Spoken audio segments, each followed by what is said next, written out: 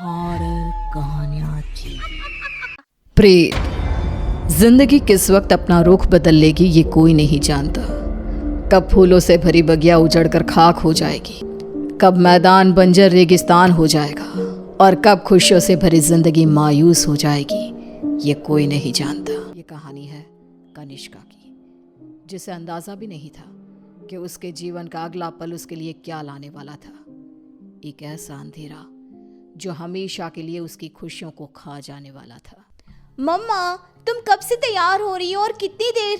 जल्दी चलो ना, हम लेट हो जाएंगी। अभी आई लाडो, बस 2 मिनट, साड़ी तो पहनने दे। लगता है आप भूल गई है कि आज मेरी कॉन्वोकेशन सेरेमनी है और मैं फर्स्ट आई हूँ। आज के दिन मैं लेट नहीं हो सकती मम्मा।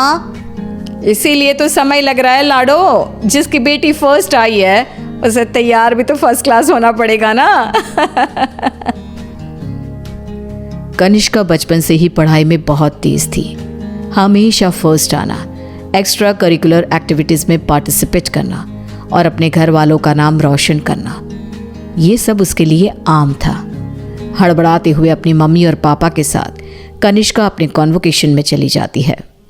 I must say Mr. and Mrs. Verma, you are very lucky जो आपके घर इतनी होनहार बच्ची पैदा हुई, वरना इस उम्र में तो अक्सर लड़के और लड़कियां भटक जाते हैं। पर कनिष्का दिन रात अपनी पढ़ाई में लगी रही और आज उसने हमारे कॉलेज का नाम पूरे स्टेट में रोशन किया है।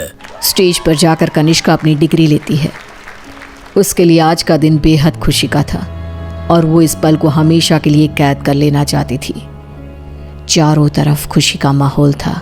तभी कनिष्का की फ्रेंड्स उसके पास आती हैं।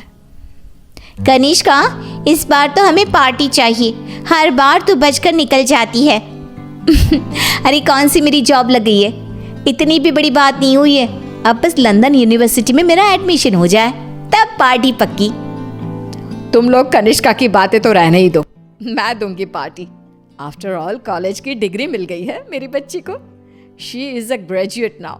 तो आज रात को मेरे घर पर पार्टी रहेगी, तुम सभी को आना है।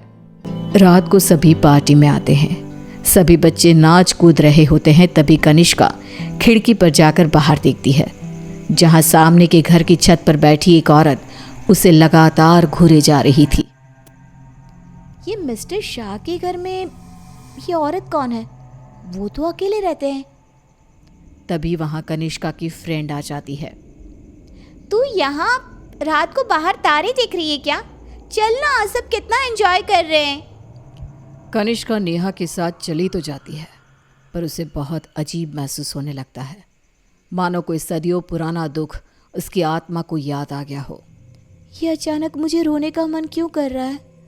और ये स्मेल कहाँ से आ रही है? मम्मी, लगता है कोई पार्टी में नॉनवेज ले आया है। Are you gone mad, Kanishka? We all know कि तुम्हारी फैमिली वेजिटेरियन है। तो ये सड़ी हुई मछलियों का गंध कहाँ से आ रहा है? क्या मजाक है ये कहकर कनिष्का जोर जोर से चीखने लग जाती है। कनिष्का की आवाज सुनकर गौतम वहां आता है। ड्रामा मत करो कनिष्का, बस इसी कारण से ही मैं पार्टी वार्टी पसंद नहीं करता। चलो जाओ अपने कमरे में। सभी अपने अपने घर चले जाते हैं और इसके बाद कनिष्का का बिहेवियर और भी खराब होता जाता है। रात को 3 बजे अचानक उठकर कनिष्का दीवारों से बातें करने लगती है। उसकी आवाज सुनकर रीना भागते हुए आती है। अरे बेटा, इतनी रात को तुम यहाँ पर क्या कर रही हो और दीवार को देखकर किससे बात कर रही हो? लाडो, कोई नहीं है यहाँ। रीना कनिष्का को सीने से लगा लेती है। कनिष्का का शरीर बहुत गर्म था। रीना ये देखकर सोच में पड़ जाती है। आज तक मेरी बच्ची ने कभी ऐसा बिहेव नहीं किया, आज क्या हो गया है इसे? शाम तक तो बिल्कुल ठीक थी और अब अचानक इतना तेज बुखार, ये सब क्या हो रहा है? रीना भागकर थर्मोमीटर लाती है और कनिष्का का टेम्परेचर चेक करती है, पर उसका टेम्परेचर बिल्कुल नॉर्मल था। ऐसा कैसे हो सकता है? ये सब क्या हो रहा है?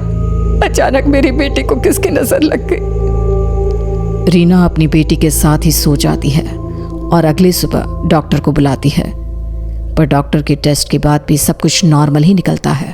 अब ये क्या नया लफड़ा आ गया है? एक और नया खर्चा। ये क्या कह रहे हैं आप? जब तक कनिष्का टॉपर थी तब तक आपकी बेटी थी और आज बेचारी बच्ची तकलीफ में है तो ये सब कहने लगे आप। रीना और गौतम में बहस हो जाती है। गुस्से में गौतम घर से बाहर निकलता है, जहां उसे पता चलता है कि मिस्टर शाह अब नहीं रहे।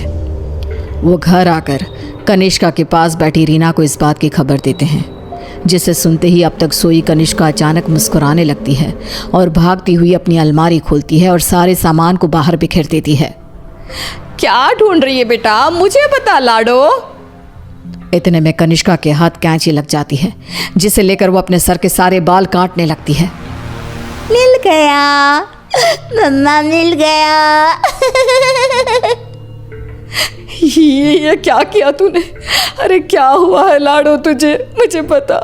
तूने कल से कुछ खाया भी नहीं। कुछ खा ले बेटा, कमजोर हो जाएगी। पेट भर गया है। कितनी उल्टियां भी की मैंने। पूरे के पूरे शाह को खाकर बैठा हूं मैं। खाकर बैठा हूँ? ये सब क्या कह रही है तू? बाथरूम में जाकर देख ले। रीना बाथरूम में जाती है, जहां बेसिन में नीले रंग की उल्टी थी, जिसमें मांस के टुकड़े थे, जिसे देखकर रीना को भी उल्टी आने लगती है। वो भागकर वापस कनिष्का के कमरे में आती है। सुनिए जी, हमें जल्द से जल्द कनिष्का को किसी पंडित जी के पास ले जाना होगा। ये कुछ और ही है। आज के जमाने की होकर तुम ये सब क्या कह रही हो? ऐसा कुछ नहीं होता। गौतम अपनी पत्नी की बात को इग्नोर कर देता है। इसी तरह दिन बीतने लगते हैं। भूखी रहने के कारण अब कनिष्का के शरीर की हड्डियां भी दिखने लगती है। उसकी आंखों के नीचे काले गड्ढे आ चुके थे। अब मैं किसी की नहीं सुनूंगी, बहुत हुआ। रीना अपनी जान पहचान के एक पंडित जी को अपने घर पर लेकर आती है, जो कनिष्का की हालत देखकर ही समझ जाते हैं। बच्ची की हालत बहुत खराब है, इसे मैं नहीं संभाल पाऊंगा। ये मेरे गुरुजी ही कर सकते हैं, जो कुछ ही दिन पहले साधना के लिए हिमालय जा चुके हैं। रीना हर तरफ हाथ पैर मारती है कि कहीं कोई रास्ता दिख जाए। फिर उसे घोस्ट कैचर के बारे में पता चलता है। डूबते को तिनकी का सहारा समझ रीना उनकी टीम को भी अपने घर पर बुला लेती है और वो लोग कनिष्का से पूछताछ शुरू कर देते हैं। क्या आई हो तुम और कौन हो? कितनों के नाम बताऊं? मतलब तुम एक से ज्यादा हो। एक से ज्यादा हो इस लड़की के शरीर में। बताओ बताओ कितने हो?